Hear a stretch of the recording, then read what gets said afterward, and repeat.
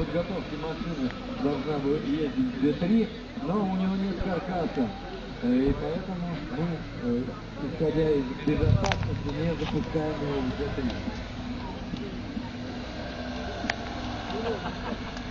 Хотя и когда не нужно. Как говорит, можно попасть на лестницу.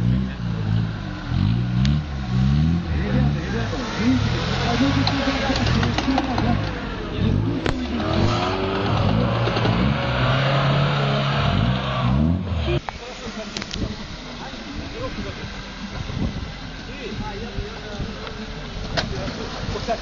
не стал мудрить.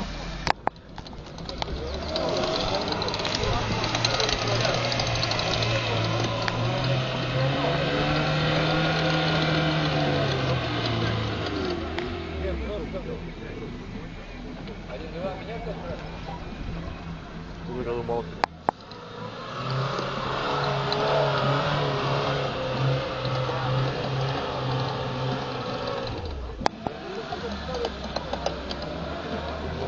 Д1, Д2 под номером 206 Иванов Константин. Наибольшее, наименьшее количество очков набрал. Очень сильно проходит трассы. Сейчас он под номером 206.